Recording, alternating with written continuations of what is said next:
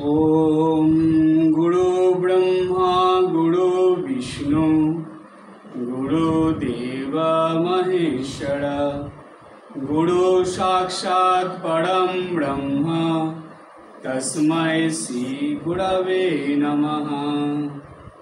ओम स्थापकाय च धर्मस्य सर्वधर्म स्वरूपिणे अवतार वरिष्ठाय रामकृष्णाय ते नमः। यथाग्निर्दाहिका शक्ति रामकृष्णे स्थिता हिया सर्वविद्या स्वरूपाङ्कां शारदां प्रणमाम्यहम्। नमः श्री यतिराजाय विवेकानंद सूरये सच्चित् सुख स्वरूपाय शामिने तापहारिणे।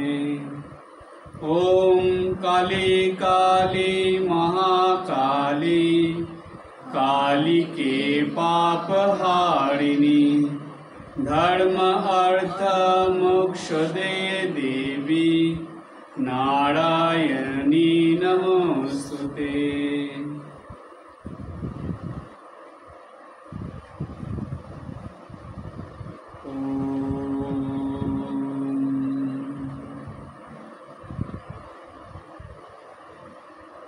এখন আমরা গীতার ১৬ অধ্যায় ১৬ নম্বর অধ্যায়টা চ্যান্টিং করব।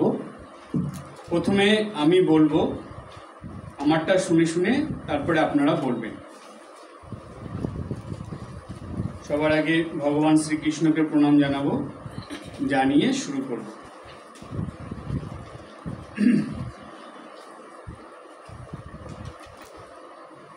সবাই ১৬ অধ্যায় খুলে নিন।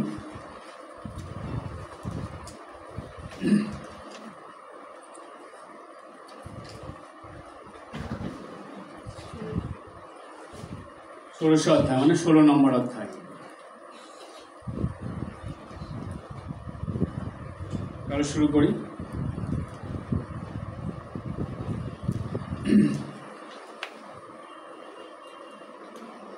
ওম বসুদেব সুতং দেবং কংসচাণূরমর্দনম দেবকী পরমানন্দম कृष्णं वंदे जगद्गुरुं।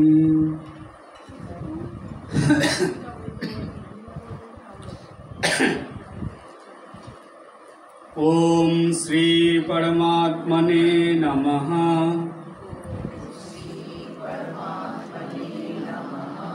अथ षोडशोऽध्यायः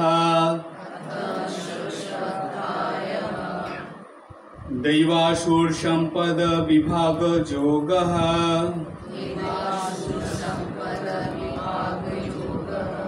श्री भगवानुवाच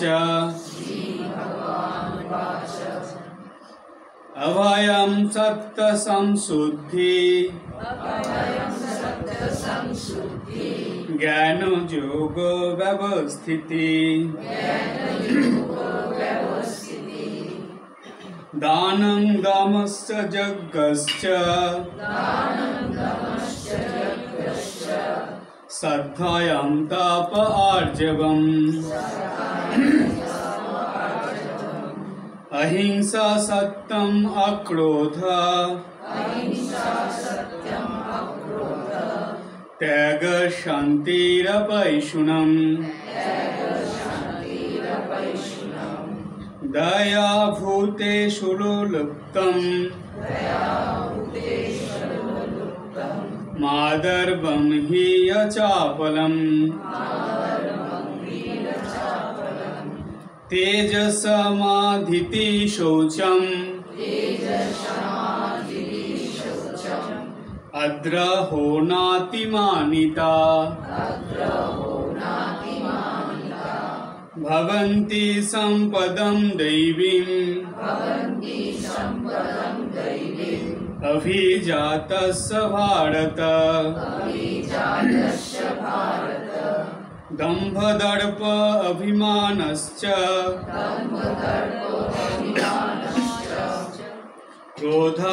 क्रोधपारुष्यमेव च अज्ञानं चाभिजातस्य पार्थ सम्पदमासुरीं दैवी सम्पद विमोक्षाय निबन्धाय सुरीमता मा शोच सम्पदं दैवीम् अभिजातोषि पाण्डव द्वौ भूषर्गौ लोकस्मिन् दैव आसुर एव च दैव विस्तारश प्रोक्त आसुरं पार्थ मे शृणु प्रवृत्तिं च निवृत्तिं च जनान विदुरासुरा न शौचं नापि चाचारो न सत्यं तेषु विद्यते असत्यमप्रतिष्ठं ते जगद्राहुरनीश्वरम् अपरस्परसम्भूतं किमानत् कामहैतुकम् एतं दृष्टिमवष्टभ्य नष्टात्मानल्पबुद्धया प्रभवन्तु गकर्माणा क्षयाय जगतो हिता काममाश्रित्य दुष्पूरम् दम्भमानं मदम्बिताः महद्गृहीतसद्ग्रहान् प्रवित्यन्तु शुचिव्रताः चिन्तामपरिमेयाञ्च प्रलयन्तामुपाश्रिताः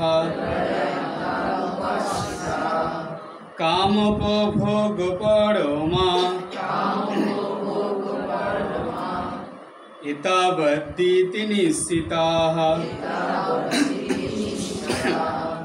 आशापाशशतैर्बद्धा कामक्रोधपरायणाः इहन्ते कामभोगार्थम् अन्नायेनार्थसञ्चयान् इदमद्य मया लब्धम् इमं प्राप्स्ये मनोरथम् इदमस्ति मदोऽपि मे भविष्यति पुनर्धनम् अशो माया हतो शत्रु अनिश्ये च परानपि ईश्वरहं भोगी सिद्ध अहं बलवान् सुखी अड्ढेऽपि जनामन्नस्मि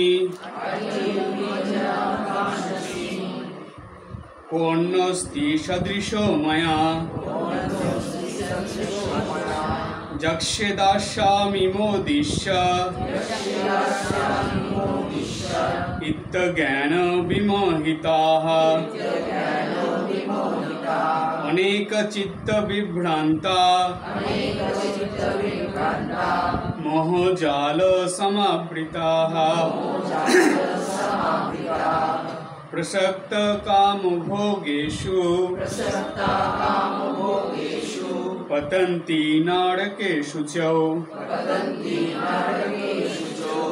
आत्मसंभाविता स्तब्धा धनमानमदान्विताः जजन्ते नाम यज्ञैस्ते दम्भेनाविधिपूर्वकम् अहंकारं बलं दर्पं कामं क्रोधं च संश्रिताः मामात्मपरदेहेषु प्रदिशन्तः पशूयकाः तानहं दिश्यत कूडान् संसारेषु नराधमान् क्षिप्रामि यशुभान् असुरेषु योनिषु असुरीं योनिमापन्ना मूढा जन्मनि जन्मनि माम प्रापैव कौन्तेय तत जानतीं धमां गतिम् त्रिविधं नरकस्येदं दारं नाशनात्मनः काम क्रोधस्तथा लोभ तस्मादेतं त्रयं त्यजेत् एतैः विमुक्तो कौन्तेय तमोद्धारस्त्रिभिः नरः आचर्यमाणः श्रेया तत याति परां गतिम् यशास्त्र विधिमुत्सृज्य वर्तते कामकारतः न स सिद्धिम् अवाप्नोति न सुखं न परां गतिम् तस्मात् शास्त्रं प्रमाणं ते कार्यकार्यो व्यवस्थितो गत्वा शास्त्रविधानोक्तं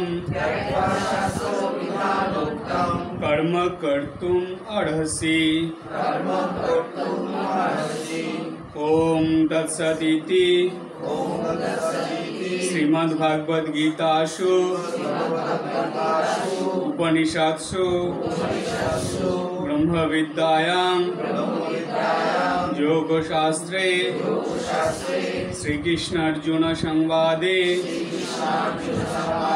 दैवासुर संपद विभाग योगो नाम षोडशोऽध्यायः। ओम शांति शांति शांति। हरि ओम।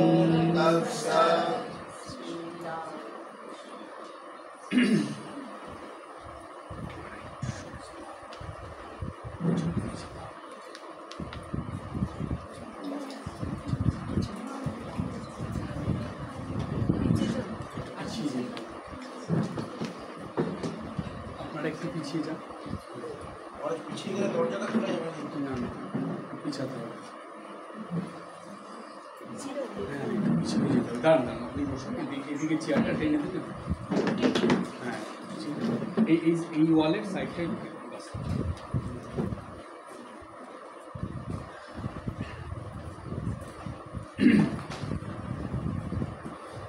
তাহলে আমরা পড়লাম গীতাতে 16 নম্বর অধ্যায়। এটা হলো আসরিক গুণ আর দৈবিক গুণের যে পার্থক্য সেটা ভগবান বুঝিয়ে দিয়েছে। এইখানে আমরা যেটা পেলাম সেটা হলো ভগবান বলছেন যে মানুষ আসরিক গুণ সম্পন্ন হলে তাদের মনের অবস্থা বা মনের ভাব কেমন হয় সেটা, আর দৈবিক গুণ সম্পন্ন হলে তারা কেমন হয় সেটা। কিন্তু দেখুন, দৈবিক গুণ সম্পন্নের কথা ভগবান 16 নম্বর অধ্যায় মাত্র প্রথম 3টে শ্লোকের মধ্যে বলেছেন। 26টা দৈবিক গুণের কথা এখানে আছে। এরপরে 3 থেকে শুরু করে একদম 16 অধ্যায় শেষ পর্যন্ত আসরিক গুণের কথা বলে গেছে, এবং সেই সঙ্গে এটাও বলে দিয়েছেন যে আসরিক গুণ মনে আসলে সেইখানে মানুষ কেমন মনোভাব সম্পন্ন হয় সেটাও ভগবান এখানে বলে দিলেন। তাহলে ভালো গুণ, দৈবিক গুণ, তার জন্য বোঝাই যাচ্ছে যে সেই গুণ সম্পন্ন মানুষের সংখ্যা জগতে কম থাকবে, কিন্তু আসরিক গুণ সম্পন্ন মানুষের সংখ্যা জগতে বেশি থাকবে। ভগবান তখনই এটা নির্দেশ করে দিয়ে গেছেন। আর বলা হয় যে এই যে ভালো গুণ সম্পন্ন মানুষ, তারাই তাদের এই দৈবিক গুণ বা ভালো গুণের দ্বারা প্রকৃত ভক্ত হতে পারে। তাদেরকেই ভগবান নিজেদের কাজের জন্য ডাকে। সুতরাং জানবেন, এই যে আপনারা দীক্ষা নিয়ে ভক্ত হয়েছেন, আপনারা এই মহারাজদের কথা শ্রবণ করছেন বা এই ভক্ত সঙ্গ বা বিভিন্ন উৎসব অনুষ্ঠানে আশ্রমে যাচ্ছেন, পাঠ আলোচনা শুনছেন, নিজেরা বাড়িতে করছেন, নিত্য পুজো করছেন, জানবেন ভগবানের বলা এই দৈবিক গুণের যে মানুষের সংখ্যা তাদের মধ্যে আপনারা পড়ছেন। সুতরাং সেই ক্ষেত্রে আপনাদের কিন্তু একটা প্লাস পয়েন্ট রয়েছে যে দৈবিক গুণ সম্পূর্ণ মানুষ আপনারা। এখন কি হয় জানেন, এই দৈবিক গুণের ব্যাপারটা হলো এগুলো নষ্ট হয়ে যায় না, এগুলো চাপা পড়ে যায়, কিন্তু নষ্ট হয় না। কেন নষ্ট হয় না জানেন? দৈবিক গুণ ভগবান আমাদের মধ্যে দেন। জন্মের সময় থেকেই এই দৈবিক গুণগুলো ভগবান আমাদের মধ্যে দিয়ে পাঠান, কিন্তু আসরিক গুণ ভগবান দেন না, সেটা এই জগতে এসে মানুষ অর্জন করে। সেই কারণে ওগুলো ক্ষণস্থায়ী। কিন্তু জানবেন, আগাছার বাড়বাড়ন্ত বেশি, তাই তো? একটা চন্দন গাছ আপনি লাগালেন আর পাশে অনেক আগাছা লাগিয়ে দিলেন, কোনটা তাড়াতাড়ি বাড়বে? এগুলোকে যদি দমন করা না যায়, ওরা কিন্তু চন্দন গাছটাকে নষ্ট করে দেবে। সেই কারণে আমাদের ভালো গুণ মানুষের মধ্যে কমই থাকে। জগৎ সংসারে এসে মানুষ খারাপ গুণ অনেক বেশি সঞ্চয় করে ফেলে, যার ফলে কি হয়, খারাপ গুণের দ্বারা ভালো গুণগুলো চাপা পড়ে যায়। নষ্ট হয় না, চাপা পড়ে যায়। এবার মানুষ যখন বুঝতে পারে যে আমি কি ভুল করছি, আমাকে এইভাবে চললে হবে না, এই অমূল্য মানব জীবন আমাকে ভালোভাবে যাপন করতে হবে, গুরুবাক্য নিত্যদিন পালন করতে হবে, সাধন ভজন করতে হবে, শাস্ত্র পাঠ করতে হবে, কর্তব্য কর্ম করতে হবে, এইসব করেও ধর্মপথে থাকতে হবে। তো মানুষের মনে প্রশ্ন জাগলো, এটা আমরা কিভাবে করব? এমন কি কেউ আছে? কেউ দেখিয়েছে আমাদের? কাকে দেখে আমরা এটা করব? আপনি তো বলছেন মহারাজ, কিন্তু কার জীবনে এটা আমরা পাব? তখনই দেখাবো যে যিনি এসেছিলেন স্বয়ং আদ্যাশক্তি জগৎ জননী মা, যিনি সারদা নাম নিয়ে এইবার এই জগতে এসেছেন অবতারের সঙ্গিনী হয়ে এবং লীলা করলেন। সেই লীলার মধ্যে তিনি এইটাই তুলে ধরলেন যে সংসারে শত কাজের মধ্যে থেকেও ভালো গুণ ধরে রাখা যায় এবং সেই গুণের দ্বারা নিত্যদিন সকল কর্তব্য কর্মের সঙ্গে ধর্মজীবন পালন করা যায়। সকালবেলা ঘুমের থেকে উঠে সবার আগে ভগবানের সঙ্গ করে তারপরে সংসারে কাজ শুরু করা, এই শিক্ষাও মা দিলেন। সংসারে কাজ করতে করতে সবার সঙ্গে ভালো ব্যবহার করা, সেবার ভাব নিয়ে কাজ করা, সবাইকে সেবা করার মতন করে সেই মনোভাব নিয়ে সংসারের কাজ করা এবং সময় মতন সন্ধ্যা বন্দনা করা, ঠাকুর সেবা করা এবং সেই সঙ্গে বাড়িতে কোনো অতিথি আসলে তাদেরও সেবা করা। কি দেখালেন না, শিক্ষাটা কি দিলেন? সন্ন্যাসী ব্রহ্মচারী তাদের জন্য শিক্ষা স্বামীজি ঠাকুর অনেক দিয়েছেন। মা আমাদের জন্য যে শিক্ষাটা দিলেন যে কর্মের মধ্যে কিভাবে ধর্মকে ধরে রাখতে হবে, এটাই হলো সারদা মার জীবনের প্রধান শিক্ষা। কর্মের সঙ্গে ধর্মকে মিলিয়ে দিলেন। বিশেষ করে সংসারে যারা আছে তাদের জন্য এটা খুব দরকার, খুব দরকার। না হলে জানেন, মা জানেন বা মা জানতেন যে সংসারী মানুষরা এই কর্ম করে নানা রকম সমস্যা অসুবিধার মধ্যে পড়ে একদম ভগবানের কাছ থেকে দূরে সরে যাবে। জানেন, সংসার জীবনে যে সুখ শান্তি মানুষ লাভ করে সেগুলো ক্ষণস্থায়ী, সেগুলো দীর্ঘস্থায়ী নয়। জাগতিক যে কোনো জিনিস থেকে আপনি কোনো দিন দীর্ঘস্থায়ী সুখ শান্তি আনন্দ পাবেন না, কখনো পাওয়া যায় না। কারণ আমরাই তো ক্ষণস্থায়ী। একটা মানুষ কতদিন বাঁচবে? জগতে কোন জিনিসটা দীর্ঘস্থায়ী আছে? কিন্তু পারমার্থিক যে জিনিস, জপ ধ্যান পুজো পাঠ, এগুলো কিন্তু দীর্ঘস্থায়ী। কেন দীর্ঘস্থায়ী জানেন? শাস্ত্রের ভাষায় বলছে এগুলো আপনার জন্ম জন্মান্তর ধরে আপনার সঙ্গে যাবে, জন্ম জন্মান্তর ধরে যাবে। কিন্তু এই জগৎ সংসারের কোনটা আপনি নিয়ে যেতে পারবেন? কি নিয়ে এসছেন আপনি? কি নিয়ে যাবেন? ভগবানকে বললে বলবে তুমি তো কিছু নিয়ে আসনি সঙ্গে করে, তুমি কি নিয়ে যাবে? আপনি নিয়ে এসছেন দৈবী গুণ, যেটা ভগবান আপনার মধ্যে দিয়েছে। ওই দৈবী গুণগুলোকে কাজে লাগিয়ে যা যা অর্জন করার পারমার্থিক, সেগুলো অর্জন করে আপনি নিয়ে যান। ভগবান খুশি হবে, বাহ আমার দেওয়া জিনিসগুলো কাজে লাগিয়েছ, ঠিক আছে পরের জন্মটা আরো ভালো জন্ম। সুতরাং বলা হয় কি, জন্ম হোক যত্রতত্র, কর্ম হোক ভালো। এই ভালো কর্ম করার জন্য কিন্তু ভগবান আগের থেকে আমাদের মধ্যে ভালো গুণ দিয়ে দিয়েছে, সেটাকেই নিয়ে আমাদের চলতে হবে, সেটাকে নষ্ট হতে দেবেন না।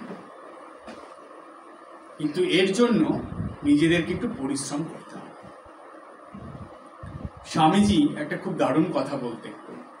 স্বামীজি বলতেন যে দেখো, তুমি যতই প্রার্থনা করো, জপ করো, পূজা পাঠ করো, পূজা দাও, তারপরে মানুষের সেবা করো, যাই করো না কেন, ভগবান খুশি হবেন, তোমার জন্য তোমাকে সাহায্য করবেন, অনেক কিছু করবেন, কিন্তু একটা জিনিস ভগবান করে দেবেন না, সেটা তোমাকেই করতে হবে। সেটা কি? স্বামীজি বললেন সেটা হলো চেষ্টা। সেটা হলো চেষ্টা।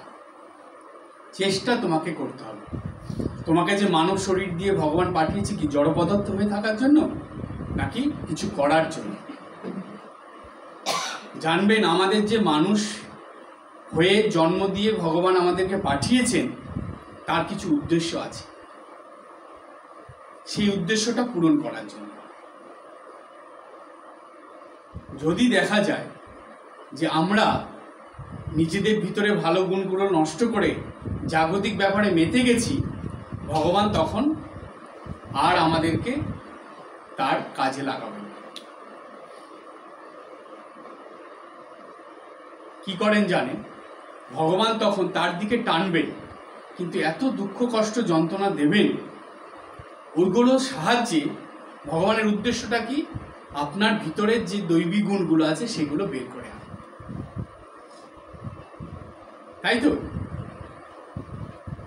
দেখবেন, যখন দেখেছেন টিউবওয়েলের জল যখন পাইপ দেয় জল তোলার জন্য, কি করে? প্রথমে কি ভালো জল আসে? আসে না। ওর মধ্যে যখন খুব জোরে জোরে বাড়ি মারে, খুব জোরে জোরে আঘাত করে, ধীরে ধীরে পাইপটা যখন ভেতরে চলে যায়, তখন যত যেতে থাকে ধীরে ধীরে ভালো জল উঠতে থাকে। ঠিক জায়গা মতন চলে গেল, পরিষ্কার জল বেরোতে শুরু করল। জানবেন আমাদের মনের ভিতরে আমরা জাগতিক ক্ষেত্রে এত কিছু জমিয়ে ফেলি, সেগুলোকে ঘাই মেরে মেরে বের করবে আগে ভগবান, এর জন্য দুঃখ কষ্ট দেয়, দিয়ে তখন ভালো জিনিসগুলো বের করে আনে। চোখের জলে সেই মনটা পরিষ্কার করে দেয়। ঠাকুর বললেন যে কেউ যদি ঈশ্বরের কাছে কাঁদে, জানবে এটা খুব ভালো। কারণ কি? কারণ কান্নার সঙ্গে সঙ্গে তার মনের ভিতরে যে ময়লা, সেগুলো ধুয়ে যায়, মনটা পরিষ্কার হয়ে যায়। জাগতিক জিনিসের জন্য কানলে পরিষ্কার হবে না মন, আর হচ্ছে বর্ষাকালের মতন হয়ে যাবে।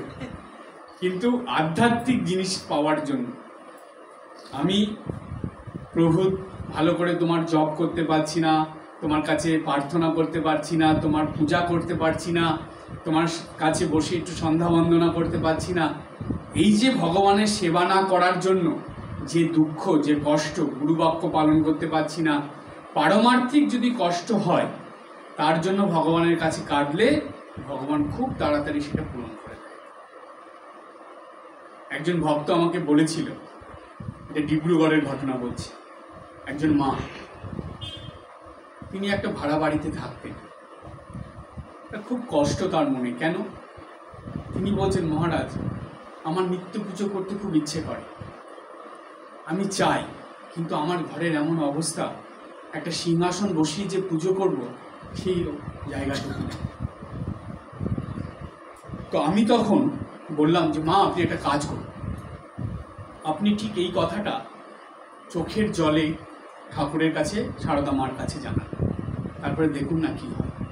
আপনি আমাকে বললেন তো, আপনি ওইখানেই গিয়ে বলুন, এমনি বললে হবে না, চোখের জলে বলুন। মনের কষ্টে, দুঃখে কষ্টে চোখের জলে উনি ঠাকুর মার কাছে প্রার্থনা করেছেন। আজকে জানেন তার নিজস্ব বাড়িও হয়েছে, সুন্দর ঠাকুর ঘর হয়েছে, খুব সুন্দর একটা সিংহাসনও হয়েছে, এবং নিত্য তিনি ঠাকুর পূজা করতে পারছেন।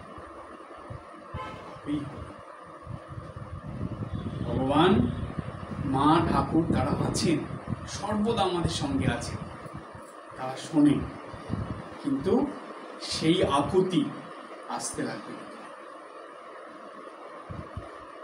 আধ্যাত্মিক জিনিস পেতে হলে কষ্ট খুব আছে, কিন্তু ভগবান পরীক্ষা নেন, তারপরে দিয়ে দেন। কিন্তু জাগতিক জিনিস খুব তাড়াতাড়ি পাওয়া যায়। তো আধ্যাত্মিক জিনিসও তাড়াতাড়ি পাওয়া যায় যদি দৈবিক গুণ আমাদের মধ্যে থাকে। এই জন্যই দৈবিক গুণের কথা এখানে আসে। আর দৈবিক গুণ থাকলে আর একটা কি হয় বলছে, আর একটা যেটা হয় সেটা হলো শুদ্ধ ভক্তি লাভ হয়।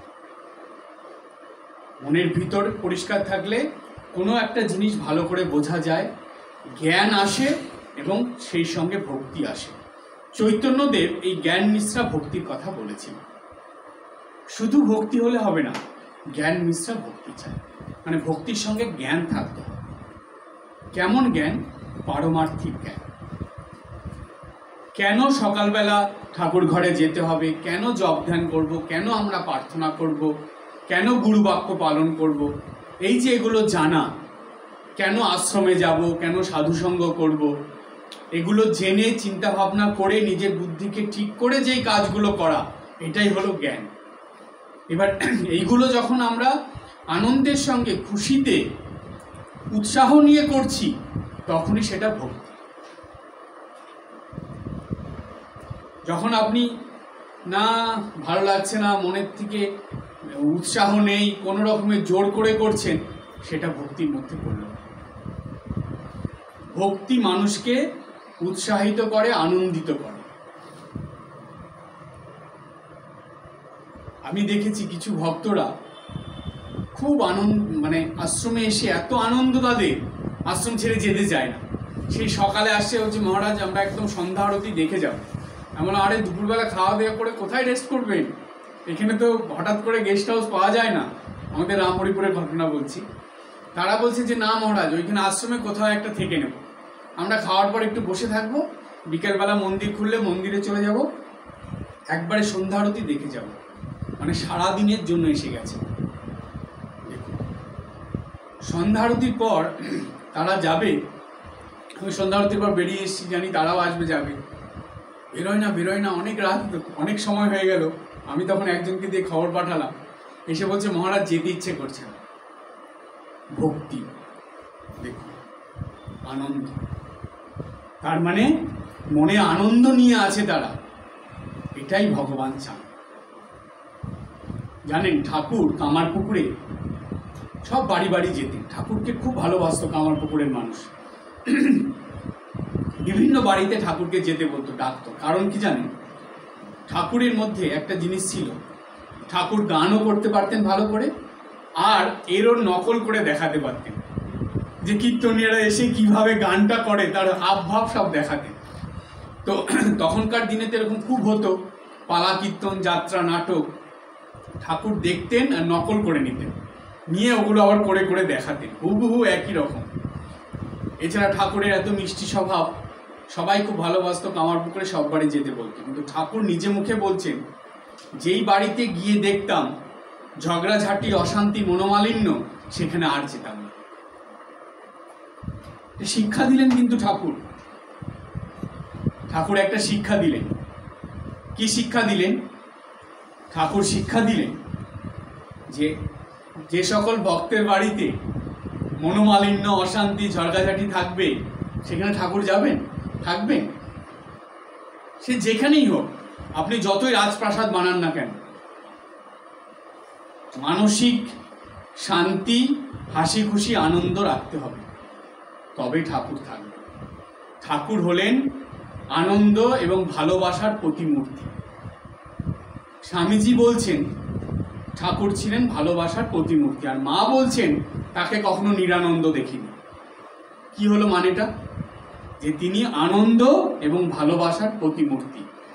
জানবেন, যে স্থানে, যে পরিবারে, যে সংসারে আনন্দ এবং ভালোবাসা থাকবে, সেখানে ঠাকুর থাকবেনই।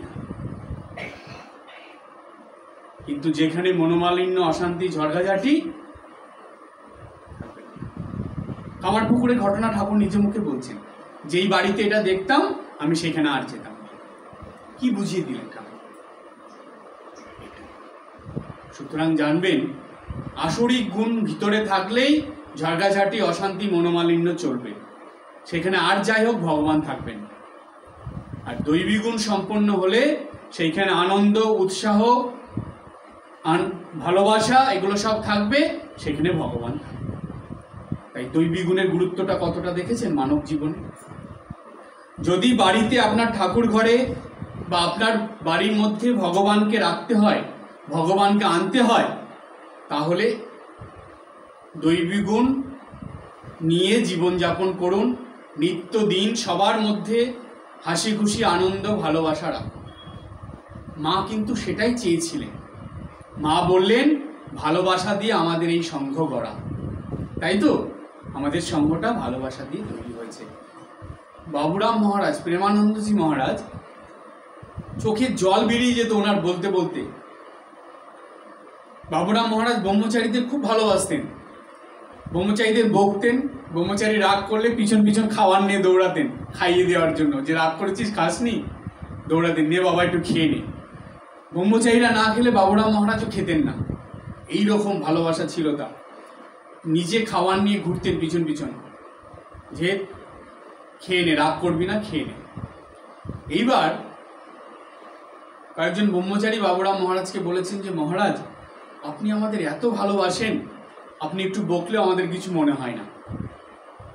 বাবুরাম মহারাজের চোখে জল, বলছে, না বাবা, আমি আর তোদের কি ভালোবাসি, তোরা যদি ঠাকুরের ভালোবাসা দেখতি পাগল হয়ে যেতি। ঠাকুর কি ভালোবাসতেন আমাদের, সেই তুলনায় আমরা কিছুই ভালোবাসতে পারি না তোদের। এইরকম ছিল ঠাকুরের ভালোবাসা। সুতরাং এইরকম মনোভাব আনতে হবে, রামকৃষ্ণ পরিবার গড়ে তুলতে হবে, রামকৃষ্ণ পরিবার গড়ে তুলতে হবে। বর্তমান সময়ে এটা ভীষণ দরকার, ভীষণ দরকার। রামকৃষ্ণ পরিবার কথার মানে কি জানেন? রামকৃষ্ণ পরিবার কথার মানে হলো হাসি খুশি, আনন্দের, ভালোবাসার পরিবার। যেই বাড়িতে গেলেই মনে আনন্দ আসবে, ভালো লাগবে, একবার গেলে দ্বিতীয়বার যেতে ইচ্ছে করবে। তাদের আতিথেয়তা, তাদের আপনতা, সবার জন্য ভাবা, সব দিক দেখা, এগুলো সব তবেই তো যেটা সারদা মা করতে। পায়ের ব্যথা, মা বসতে পারছেন না, না ছেলেরা এসেছে কলকাতার থেকে, খেতে বসেছে, মা ওইখানে পা মিলে বসে আছেন, সবার খাবার দেখছেন যাতে সবাই ঠিকভাবে খায়, পেট ভরে খায়, সবাইকে খাইয়ে তারপরে খাচ্ছে। সবাই খেয়ে সন্তুষ্ট, একজন মাছ খাবে না, কি দারুণ ঘটনা দেখুন। সে কলকাতার থেকে এসছে, মা জানে কলকাতার মানুষরা মাছ ভালোবাসে, সে বসেছে না মাছ খাবে না, মাছ দিতে যাচ্ছে নিচ্ছে না, নিরামিষ খাচ্ছে। মা তো জানেন ও মাছ খায়, কলকাতার মানুষ, কিন্তু খাবে না। কেন খাবে না? ওর মনের ভাব হলো, বলছে মা যেহেতু মাছ খান না সেহেতু ও খাবে না, ওই ভক্ত মাছ খাবে না। মা বসেছিলেন, যখন মাছ খাবে না, দুবার তিনবার দিতে গেল নিচ্ছে না, মা সেটা বুঝলেন। ওই অবস্থায় মা উঠে আসলেন, উঠে এসে বললেন মাছের ইয়েটা দাও, পাত্রটা নিজে হাতে করে দিচ্ছেন, বলছে বাবা খাও, তোমরা কলকাতা থেকে এসেছো, তুমি তো মাছ ভালোবাসো, খাও। তারপরে সে যখন মাকে বলছে না মা মাছ খাবো না, বলছে না খাও। তারপরে মা তখন বলছেন যে মাছ খেলে মাথা ঠান্ডা থাকে, মাছ খাও। সত্যি তাই। দেখুন মা কেমন একটা কথা বলে দিলেন, তাজা মাছ খেলে শরীরের অনেক উপকার। দেখুন সেটা মা জানতেন, জেনে ওকে বলে দিলেন। আর ওই যে মনে মনে ইয়ে করেছিলেন যে মা খাবে না সেজন্য আমি খাবো না, মা এটা সহ্য করতে পারলেন না। আমার সন্তান যে মাছ খায় সে খাবে না, মা নিজে এসে তাকে দিলেন। তার মানে সব দিক কিন্তু মা খেয়াল রাখতেন। দুপুরবেলা সবাই ঘুমিয়ে পড়তো, মা সেই সময় গিয়ে প্রয়োজনীয় কাজগুলো সারতেন। পুকুরে গিয়ে কাপড় জামা কেচে আসতেন, ঘুটে দিতেন, কত কাজ করে ফেলতেন। দুপুরবেলা মা ঘুমাতেন না, একটু বিশ্রাম হয়তো কখনো নিতেন, ঘুমাতেন না। তার মানে উনি সব দিক খেয়াল রাখছেন, ঠাকুরের দিকেও খেয়াল রাখছেন, ঠাকুরের ভক্তদের দিকেও খেয়াল রাখছেন, আবার সবার সেবার দিকেও খেয়াল রাখছেন। আপনাদের একটা কথা বলি আজকে, এটা সবসময় জেনে রাখবেন। যত বড় শত্রুই হোক না কেন, যত বড় হিংসা বিদ্বেষ আলা মানুষই হোক না কেন, একমাত্র সেবার দ্বারা মনের ভাব পরিবর্তন হয়। এই একটাই জিনিস, সেবা। আপনি জানেন আপনার বাড়িতে একজন এসছে, সে আপনাকে হিংসা করে, সে আপনাকে শত্রু ভাবে, কিন্তু আপনার বাড়িতে এসেছে, আপনি তাকে বুঝতেই দেবেন না, তাকে একটু সেবা করুন, তার মনের ভাব পরিবর্তন হবেই হবে।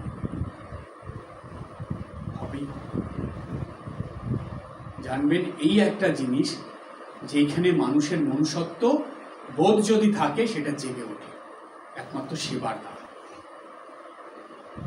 বুদ্ধদেব বললেন যে হিংসার দ্বারা হিংসাকে জয় করা যায় না, আগুন দিয়ে আগুনকে নেভানো যায় না, আগুনকে নেভাতে গেলে জল দিতে হয়, হিংসাকে জয় করতে গেলে অহিংস হতে হয়। আপনার সঙ্গে যে যেমন ব্যবহার করবে, যদি খারাপ ব্যবহার হয় আপনি কখনো পরিবর্তে খারাপ করবেন না, আপনি সবসময় তার সঙ্গে ভালো ব্যবহার করবেন। দেখুন না ফলটা কি হয়। একবার করলেই হবে না, না আমি তো করেছি, না এরকম না, করতে থাকুন, ভালো ব্যবহার করুন, আগ বাড়িয়ে না, যত প্রয়োজন তখনই করবেন। তার সঙ্গে দেখা হলো সামনাসামনি ভালোভাবে কথা বলবেন, গুরুজন হলে প্রণাম করবেন, করুন। দেখুন ধীরে ধীরে তার, সে তো মানুষ, মানবিকতা তো তার আছে, পরিবর্তন হবেই হবে। আজ না হোক কাল পরিবর্তন। এই সেবা ভাব ধরে রাখতে হবে। চৈতন্যদেব বললেন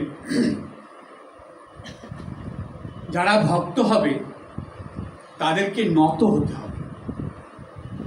ভক্তি কি করে? ভক্তি যখন মানুষের মধ্যে বেশি হয় তখন মানুষের ভাবটা কেমন হয় জানেন? একটা গাছের ডালে যখন অনেক ফল আসে, গাছের ডালটা কি হয়?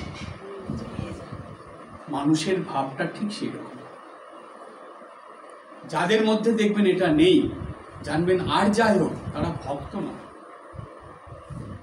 ভক্তদের মধ্যে ভদ্রতা নম্রতা থাকবে, বিনয় ভাব থাকবে, এটা মাস্ট বি, এটা অবশ্যই দরকার।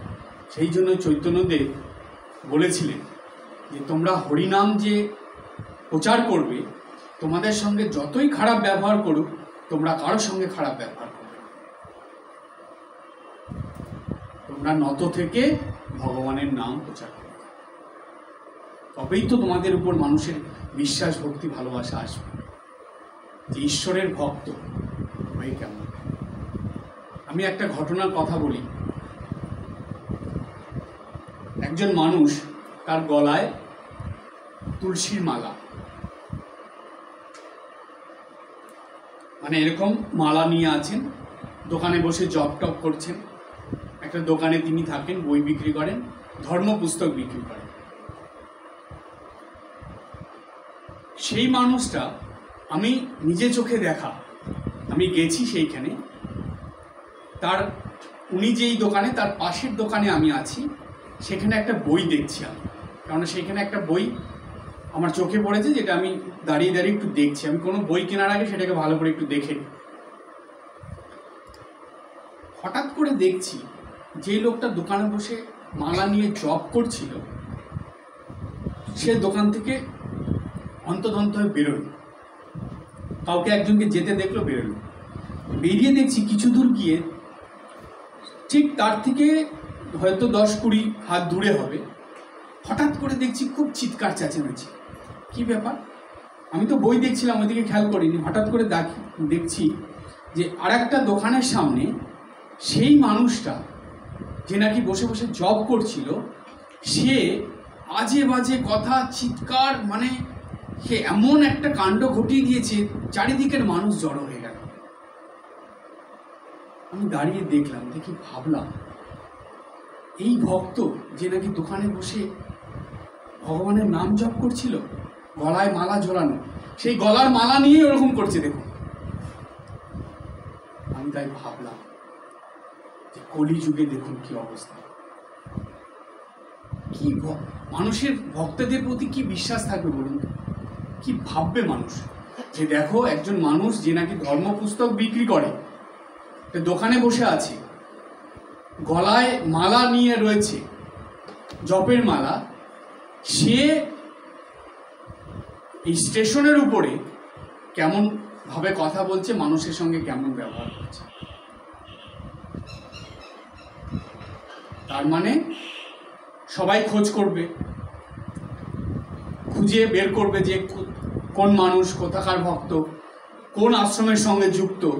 তাহলে একজন ভক্তের সঙ্গে বদনামটা কোথায় চলে গেল বুঝতে পারলেন? এখান থেকে শুরু হয়ে কত দূর চলে যাবে এটা। উনি যেই আশ্রমের সঙ্গে যুক্ত, যেই আশ্রমের ভক্ত, কি প্রচার হলো মানুষের কাছে। সেই জন্য জানবেন, আপনারা আপনাদের সঙ্গে কিন্তু যারা যেই আশ্রমের ভক্ত, রামকৃষ্ণ মঠ মিশন হোক, ভারত সেবা সংঘ হোক, যেখানকার, সেটা কিন্তু যুক্ত থাকে, সেটা মাথায় রাখতে হবে। আর সেই সঙ্গে যুক্ত আছেন ঠাকুরমা স্বামীজি। কোথাকার ভক্ত? রামকৃষ্ণ মিশনের ভক্ত। কার নাম আসলো? ঠাকুরের নাম। যখন মানুষ খারাপ কিছু বলবে, তখন আপনার সঙ্গে সঙ্গে ঠাকুরকেও বলবে। তার মানে আপনার জন্য ঠাকুরের সংঘের নাম খারাপ হলো, ঠাকুরকে মানুষ উল্টোপাল্টা বলল, তার জন্য দায়ী হলেন আপনি। দেখুন তাহলে কতটা সাবধানে চলতে হবে। সেজন্য ভক্ত মানুষদের ভদ্র নম্র বিনয় থেকে চলতে হবে। একদম অশান্তির মধ্যে, ঝামেলার মধ্যে যাবে না। জীবনে আসবে না তা না, আসবে, বুদ্ধি করে সেগুলো অ্যাভয়েড করতে হবে। আর যদি ভক্ত হন, জানবেন ভিতরে ধৈর্য সহ্য শক্তি বেড়ে যাবে। কারণ কি জানেন, নিত্যদিন তো আপনি জপ ধ্যান পুজো পাঠ এগুলো করছেন, তো এগুলোই মনকে ধৈর্য সহ্য শক্তি বাড়িয়ে দেয়। মা যদি ওই রকম সকাল থেকে জপ ধ্যান না করতেন, ওই রকম ঠাকুর সেবার প্রতি মা যদি মনের ভাব না রাখতেন, মায়ের যে যত রকম অশান্তি মা সহ্য করেছেন, সম্ভব নয়, কিছুতেই সম্ভব হতো না। যত কষ্ট যোগিন মা গোলাপ মা সহ্য করেছেন, ওই রকম সাধন ভজন না করলে কখনো সম্ভব। ভিতরে কি জিনিস ছিল, তারা ভগবানকে ধরেছিলেন। যারা যাদেরকে অত্যাচার করেছে, ডিস্টার্ব করেছে, অশান্তি করেছে, তাদের সম্বন্ধে আজে বাজে বলেছে, তাদের জীবনে চলার পথে এত বাধা সৃষ্টি করেছে, তারা আজকে কোথায়? তাদের নাম কে জানে? কোথায় তলিয়ে গেছে তারা? কিন্তু যোগিন মা সবাই জানে, গোলাপ মা সবাই জানে, অঘোরমণি দেবী, গোপালের মা সবাই জানে। জয় কিন্তু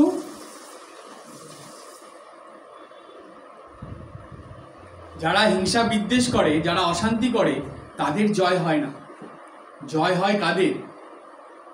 যারা সেগুলো সহ্য করেও ভালো গুণ নিয়ে জীবনযাপন করে, তাদের কথাই মানুষ মনে রাখে। আজকে স্বামী বিবেকানন্দ যখন বিদেশে গিয়েছিলেন, জানেন তো কলকাতার যারা ছিল তারা কত রকম ভাবে স্বামীজিকে অপদস্থ করার চেষ্টা করেছে, কত আজে বাজে কথা তার সম্বন্ধে বলেছে।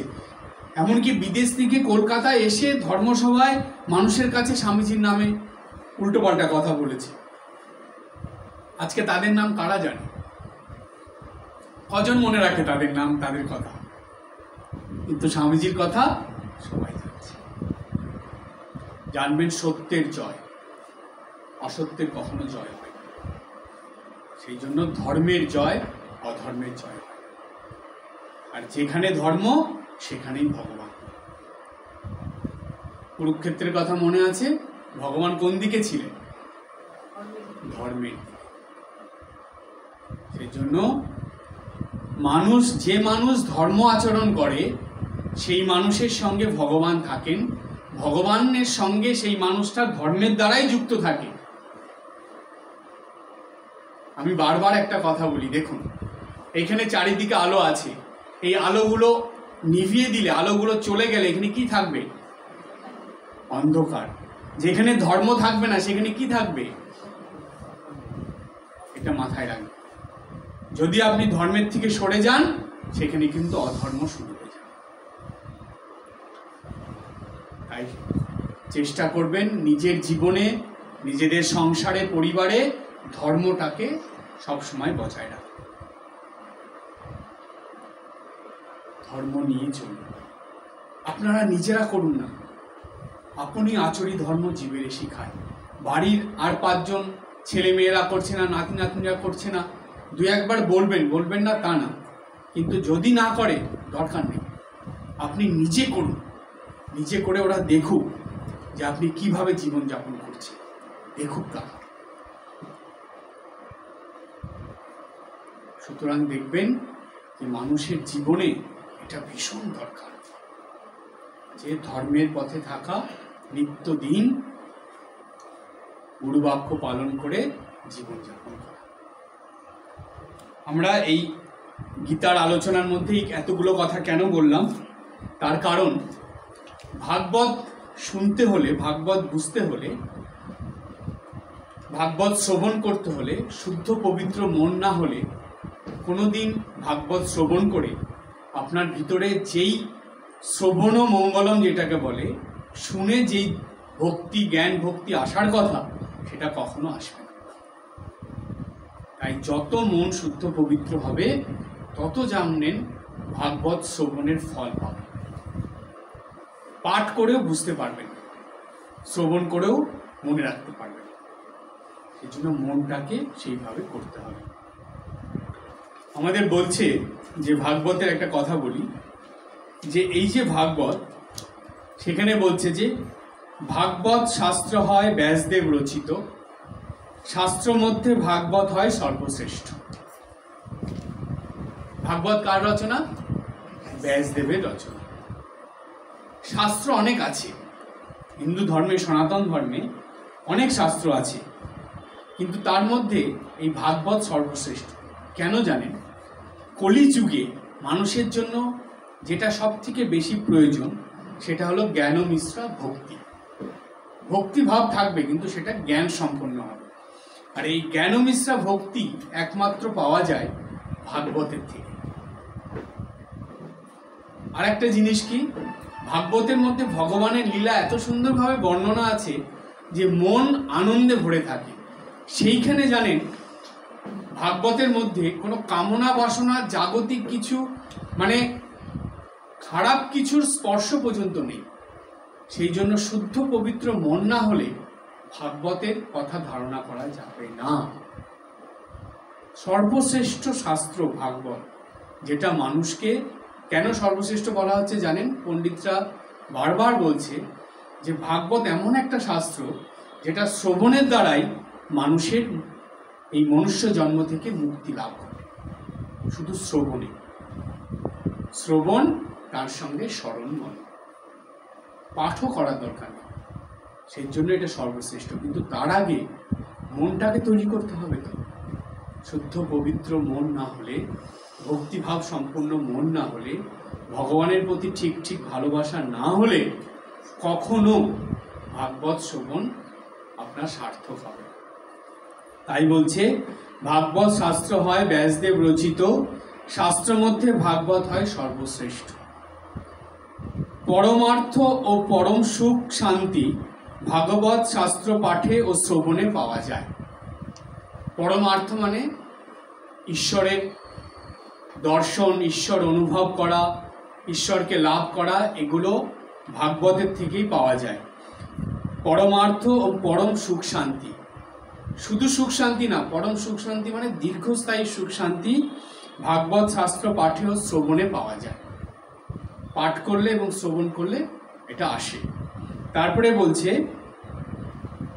নিত্যদিন ভাগবত স্মরণে ত্রিতাপ জ্বালা একেবারে হ্রাস পায়। ত্রিতাপ জ্বালা অর্থাৎ মানুষের মধ্যে আধ্যাত্মিক, আধিভৌতিক, আধিদৈবিক তিন রকমের জ্বালা। জ্বালা মানে এটা কি বলছে জানেন? অসুবিধা, সমস্যা, নানা রকম বাধা বিঘ্ন ঘটে। এগুলো নিত্যদিন ভাগবত পাঠে বা শ্রবণে এগুলো থাকে না। এগুলো মানুষের জীবন থেকে আস্তে আস্তে কমে যায়, সরে যায়। কারণ কি জানেন? যখনই আপনি ভাগবত শুনছেন, চিন্তা করছেন, পাঠ করছেন, তখন আপনার ভিতরে ভগবানের একটা আলাদা শক্তি আসবে, যেটা আপনাকে এগুলোর থেকে দূরে রাখবে। যেই শক্তি আপনাকে এগুলোর থেকে রক্ষা করবে। আজকে সকালে একটা কবিতা লিখেছিলাম, আপনারা জানেন, অনেকেই পড়েছেন, শাস্ত্র পাঠের উপরে লিখেছিলাম। তো আপনারা সবাই দেখেছেন, পড়েছেন। ওটাকে আবার পড়বেন ভালো করে, পড়ে নিত্যদিন কোনো না কোনো শাস্ত্র পাঠ করবেন। যদি পাঠ না করতে পারেন অন্তত শ্রবণ করবেন। এখনকার দিনে তো জানবেন এই মোবাইলে, ইউটিউবে অনেক মানে ভাগবত কথা, ভগবানের কথা এরকম আলোচনা হতেই থাকে। মন দিয়ে শুনবেন, শ্রবণেই মঙ্গল হয়। কখনো জানেন মনকে ফাঁকা রাখবেন না, বিষয় চিন্তা বেশি প্রবেশ করতে দেবেন না। কি করবেন? হয় পড়াশোনা করবেন, নয় লেখালেখি করবেন, নয় এরকম পাঠ আলোচনা শুনবেন, না হলে ঠাকুর ঘরে কাজ করবেন, কিছু না কিছু করবেন। এমনি মনকে থাকতে দেবেন না। জানবেন মায়ের কথা যে মনের গতি হলো নিম্নমুখী। আমাদের মন যখনই ফাঁকা থাকবে নিম্ন দিকে মানে খারাপের মধ্যে চলে যাবে। আজে বাজে চিন্তা করবে, দুশ্চিন্তা করবে, যেগুলো প্রয়োজন নেই সেই সব চিন্তা করতে শুরু করবে। এইরকম মনের অবস্থা হয়ে যায়। তাই কিছু না কিছু ভালো জিনিস মনের মধ্যে দিয়ে রাখবে, কিছু না কিছু দেবে। ধরুন রান্না করছেন বা কোনো কাজ করছেন ঘরে, কিছু চালিয়ে দেবেন, ঘরের ভিতরে চালিয়ে দিলেন, সেটা শুনতে শুনতে করুন। গান হোক বা আপনার এই পাঠ আলোচনা হোক, কিছু চালিয়ে দেবেন, দিয়ে শুনতে শুনতে করুন। দেখবেন মনটা অন্যদিকে যায় না। এখন তো খুব সুবিধা হয়ে গেছে, মোবাইল এমন জিনিস সব জায়গায় যেতে পারে। ঠাকুর ঘর থেকে আরম্ভ করে মোবাইলে গঙ্গা জলও ছিটাতে হয় না, সব সময় শুদ্ধ পবিত্র, যে কোনো জায়গায় নিয়ে ঢুকে যাওয়া যায়। তো মোবাইল আপনারা রান্নাঘরে রেখেই দিতে পারেন, চালিয়ে দিলেন, শুনতে শুনতে কাজ করলেন। মোবাইল রেখে দিতে পারেন আপনারা যেখানে কাজ করছেন সেই জায়গায়, শুনতে শুনতে করলেন। জানবেন এই গান শুনতে শুনতে বা পাঠ আলোচনা শুনতে শুনতে কিছু করলে সেই কাজটা আরও ভালো হয়। বাবুরাম মহারাজ বলতেন জপ করতে করতে করো, ঠাকুরের মালা গাঁথো, জপ করতে করতে মালা গাঁথো।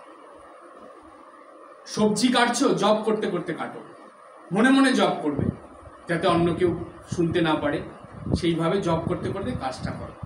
বলছে তাতে কি হয়, বলছে সেই কাজটা আরো ভালো, কাজের মধ্যে দোষ কেটে যায়, শুদ্ধতা পবিত্রতার সঙ্গে কাজ করা যায়। দেখবেন মনে যখন আনন্দ থাকে, মন যখন খুব উৎসাহিত থাকে, তখন যে কোনো কাজ ভালো হয়, তাই তো? তার মানে মনকে আনন্দিত রাখার জন্য সাংসারিক বা জাগতিক জিনিসের থেকেও গুরুত্বপূর্ণ হলো আধ্যাত্মিক জিনিস। স্বামী ব্রহ্মানন্দজি বলছেন প্রতিদিন শরীরকে খাদ্য দিতে হয়। তো তুমি যেমন খাদ্য দেবে শরীরটা সেইভাবে হবে। যদি ভালো খাদ্য খাও, সুষম আহার করো, শরীর ভালো থাকবে, সুস্থ থাকবে, সবসময় তুমি এনার্জি পাবে, সচেতনতা, সুস্থতা, সবলতা থাকবে। আর যদি খারাপ খাবার খাও, তাহলে তোমাকে শরীর এমন অসুবিধার মধ্যে ফেলবে, তুমি কোনো কিছুই ভালো করে করতে পারবে না, তাই তো? এটা তো আমরা সবাই জানি। ঠিক ব্রহ্মানন্দজি মহারাজ বলতেন মনেরও খাদ্য দিতে হয়, মনকেও খাবার দিতে হয়। তখন মনের খাবার কি উনি বলে দিলেন, নিত্যদিন প্রার্থনা, জপ, পূজা পাঠ, বন্দনা, ঈশ্বরের স্তব স্তুতি, এগুলো হলো মনের খাদ্য। বলছে তুমি যেরকম যেরকম মনের খাদ্য দেবে, মন সেই রকম সুস্থ সবল সতেজ থাকবে। না হলে এই মন দিয়ে তুমি কিছু করতে পারবে না, মন তোমাকে খারাপ দিকে নিয়ে যাবে। তাই মনেরও খাদ্য দিতে হয় প্রতিদিন। সেই জন্য বলল যে নিত্যদিন ভাগবত স্মরণে ত্রিতাপ জ্বালা একেবারে হ্রাস পায়।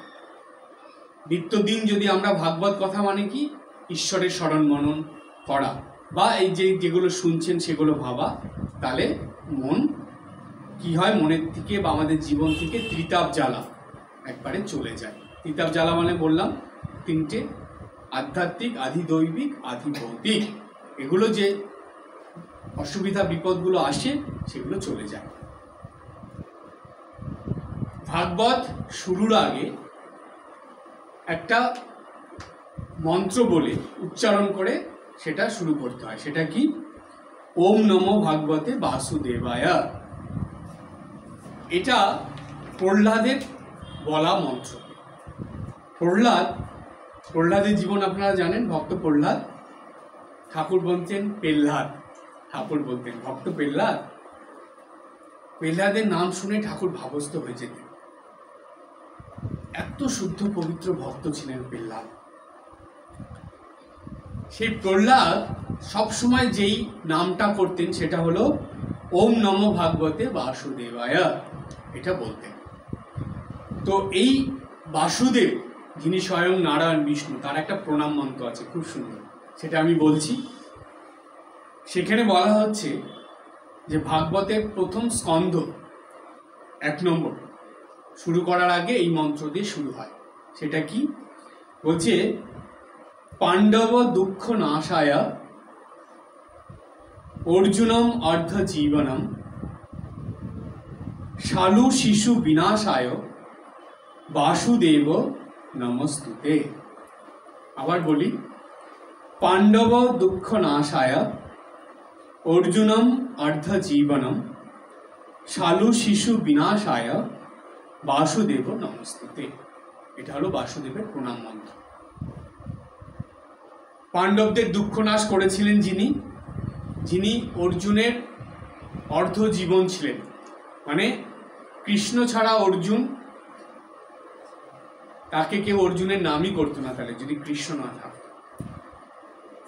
তো অর্জুনের অর্ধ জীবন মানে আমি বলবো সম্পূর্ণই জীবন, মানে কৃষ্ণের উপরই নির্ভর করে, বাসুদেবের উপরে নির্ভর করেই অর্জুনের জীবন যাপন হয়েছে। সব কিছুতেই তো সঙ্গে সঙ্গে থেকে সখা বলে ডাকতেন, সাহায্য করেছেন।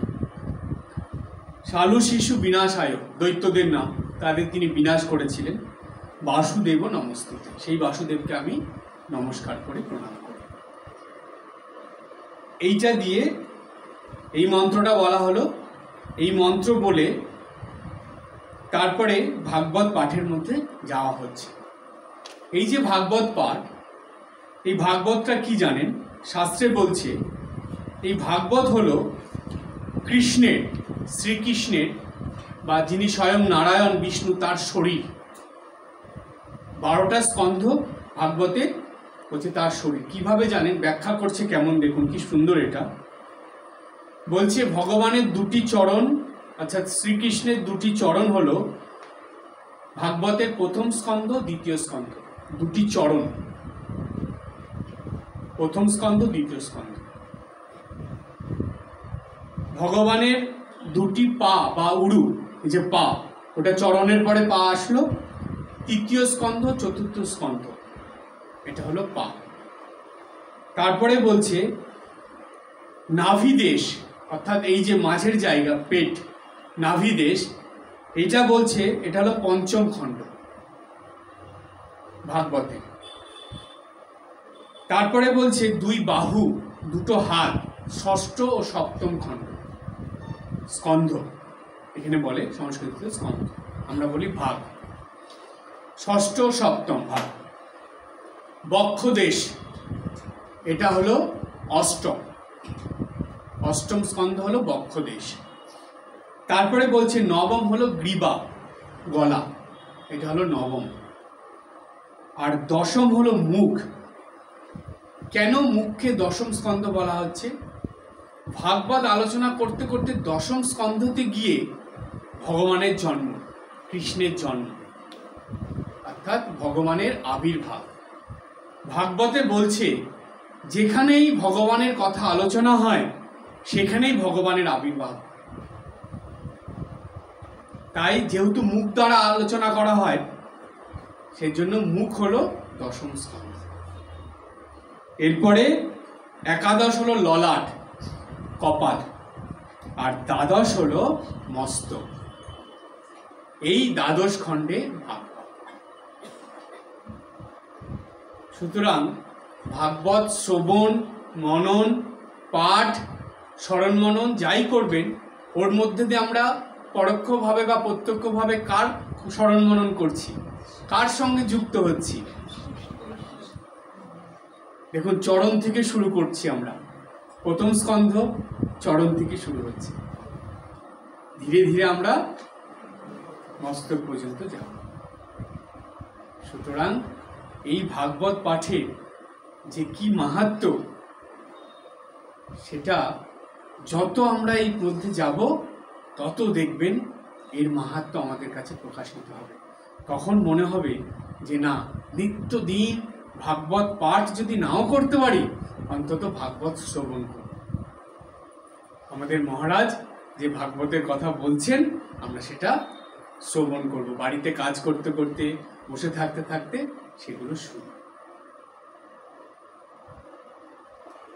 এই হলো আমাদের ভাগবতের যাত্রা শুরু। আজকে প্রথম স্কন্ধে আর ঢুকছি না, সময় হয়েছে। শুধু এটাই বলবো যে আপনারা নিত্যদিন ভাগবতী যে পড়তে হবে তা না, যে কোনো একটা শাস্ত্র পাঠের অভ্যাস অবশ্যই করবেন। হয় গীতা পড়বেন, নয় ভাগবত পড়বেন, নয় রামায়ণ, নয় মহাভারত, নয় কথামৃত, নয় চৈতন্য চরিতামৃত, কিছু একটা পড়বেন, শাস্ত্র পাঠ। যদি মনে হয় যে না, পাঠ করার সময় নেই বা কোনো অসুবিধার জন্য করতে পারছি না, শুনবেন। যেদিন পড়তে পারবে না সেদিন শুনবেন, কিন্তু নিত্যদিন পড়বেন, একদিনও বাদ দেবেন। আমাকে একজন মহারাজ বলেছিলেন যে দেখো, আমরা ছোটোর থেকে এমন হয়ে যাই, নিত্যদিন আমাদের কতগুলো জিনিস বলতে হয় না, আমরা নিজেরাই করি। স্নান করা, খাওয়া, ঘুমানো, এগুলো বলতে হয়। এগুলো তো নিত্য নৈমিত্তিক কাজের মধ্যে পড়ে। ঠিক তেমনি এই পারমার্থিক কিছু জিনিস নিত্য দিনের মধ্যে থাকবে, এটাকে বলতে হবে না, এটা আপনি নিজের থেকেই করবেন। বরঞ্চ ওইটা না করলে আপনার মন খারাপ লাগবে, আপনার মনে কষ্ট হবে, ইস আজকে এটা করতে পারলাম না।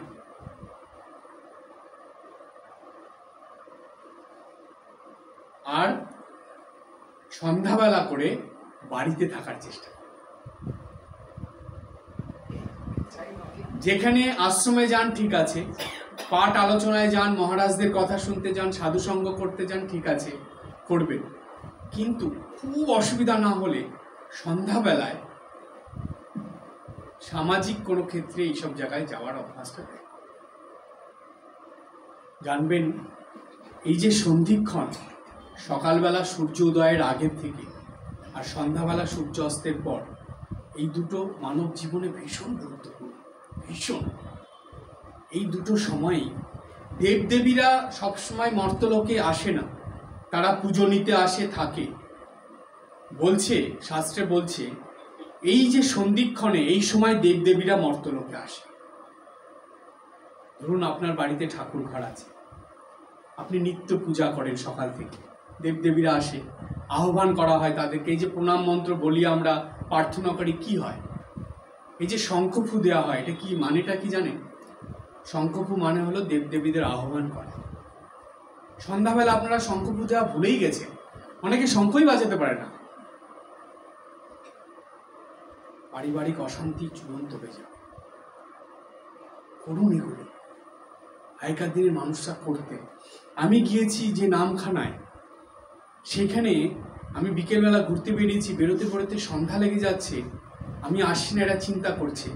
আমি একটা টোটো করে গিয়েছিলাম, আমি গাড়িওয়ালাকে বলছি আপনি একটু আস্তে আস্তে চালান। আমি দুই দিকে দেখছি প্রত্যেক বাড়িতে কি সুন্দর তুলসী স্থান, সেইখানে মায়েরা প্রদীপ জ্বালিয়ে সন্ধ্যা দিচ্ছে, হরিনাম করছে। আমার আসতে ইচ্ছে করছে না। আমি টোটোওয়ালাকে বলছি আপনি দাঁড়ান তো, একটু দাঁড়ান। আমি ওখান থেকেই বসে বসে রাস্তার ধারে দাঁড়িয়ে আমি দেখছি, প্রণাম করছি। কি যে ভালো লাগছে। সেই তুলসী স্থানে বাড়ির মায়েরা, তার বাড়ির লোকেরা এসেছে, এসে ওরা ওইখানে করছে। তুলসী স্থানে প্রদীপ দেখিয়ে বাড়ির ভিতরে নিয়ে যাচ্ছে তাদের ঠাকুর ঘরে। কোথায় গেছে? এগুলো হারিয়ে যাবে কেন? হিন্দু সনাতন ধর্মের থেকে এগুলো কেন হারাবে? গ্রামের মানুষরা করবে, শহরের মানুষরা করবে না?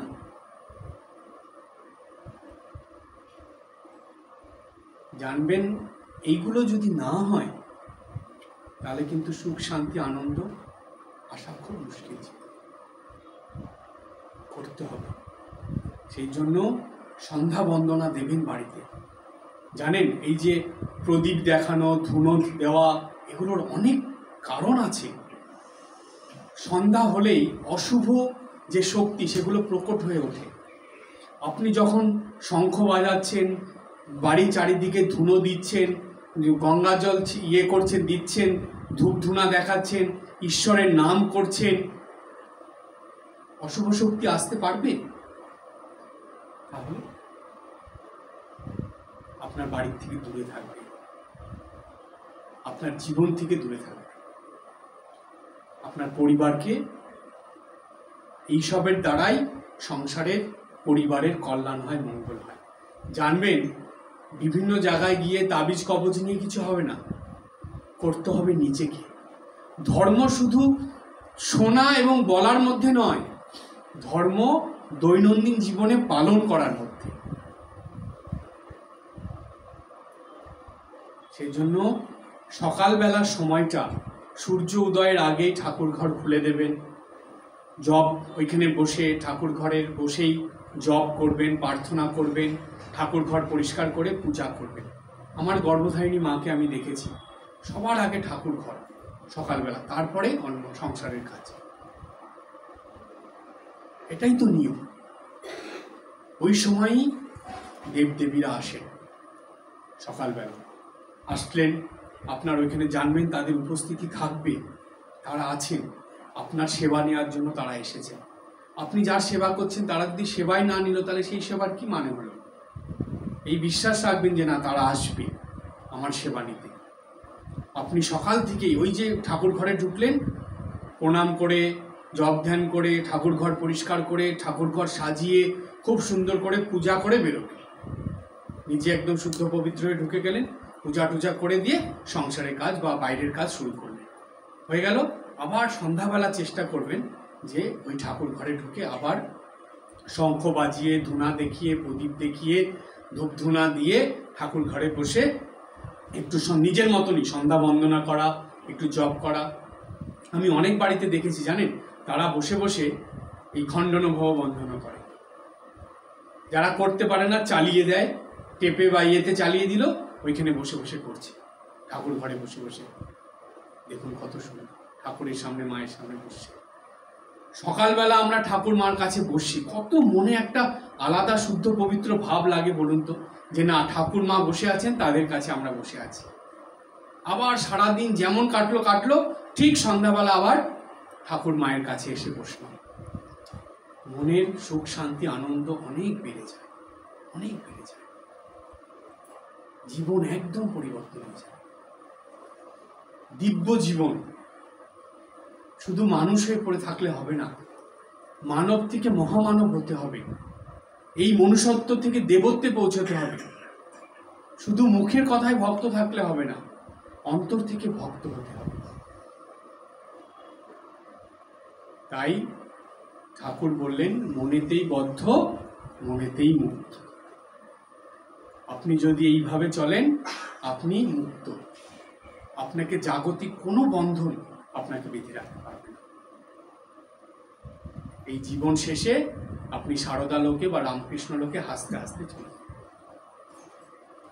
আর যদি আপনি নিজেই বদ্ধ হওয়ার জন্য করতে থাকেন, তাহলে আপনাকে আর কে নিয়ে যাবে রামকৃষ্ণকে, সারদা লোকে?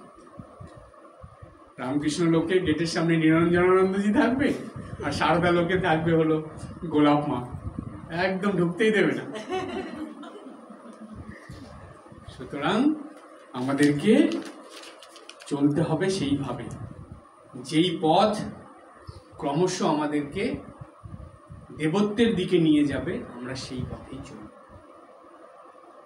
স্বামীজির কথা দিয়ে শেষ করি। স্বামীজি বলছেন, ছিলে পশু, হয়েছ মানুষ, হতে হবে দেবতা। পশুত্বের থেকে আমরা মনুষ্যত্বে এসেছি, এবার মনুষ্যত্বের থেকে আমরা যাব দেবত্বে। এটাই আমাদের নিত্যদিনের সাধনা আরাধনা, নিত্যদিনের কাজকর্ম, লোকব্যবহার, নিত্যদিনের সাধন ভজনের মধ্যে দিয়ে ওই একটাই উদ্দেশ্য, আমাদেরকে দেবত্বে পৌঁছাতে হবে, অর্থাৎ আমাদেরকে ঠাকুর মা স্বামীজির কাছে পৌঁছাতে। আর আমাদেরকে সঙ্গে করে কে নিয়ে যাবেন? কে নিয়ে যাবেন আমাদের হাত ধরে? আমাদের আগে আগে গুরুদেব। সুতরাং গুরু শরণ নিয়ে নিত্যদিনের জীবনযাপন, তাহলেই দেখবেন যে কোনো শাস্ত্র খুব ভালোভাবে বুঝতে পারবেন। এরপরের ক্লাসটা কি হয় দেখব, আপনাদের জানাবো। কিন্তু আপনারা আজকের এই দিনে সবাই মনে মনে একটা সংকল্প করে যান, বা সংকল্প করুন যে আজকের থেকে বা আগামীকাল থেকে নিত্যদিন কিছুটা সময় হলেও শাস্ত্র পাঠ করুন। যদি পাঠ না করতে পারেন, শ্রবণ করবেন। এটা জানেন আজকাল হারিয়েই গেছে, আজকাল হারিয়ে গেছে। মানুষ এখান থেকে অনেক দূরে সরে গেছে, আবার এটাকে ফিরিয়ে আনতে হবে। শাস্ত্র পাঠ করলে আর শাস্ত্র পাঠ না করলে কি হয় জানেন? শাস্ত্র পাঠ না করলে জীবনে অনেক শাস্তি পেতে হয়, আর শাস্ত্র পাঠ করলে জীবনে স্বস্তি মেলে। খুব ভালো করে বুঝবেন কথাটা কি বললাম। শাস্ত্র পাঠে স্বস্তি মেলে, আর শাস্ত্র পাঠ না করলে শাস্তি মেলে। এটা জানি মনে থাকে। আজকে এই পর্যন্ত, সবাই ভালো থাকবেন, হাসি খুশি আনন্দ থাকবেন। ওম জননীং শারদাম দেবীম রামকৃষ্ণম জগদ্গুরুম পাদপদ্মে তয়ো স্থিত্বা প্রণমামি মুহুর্মুহুঃ।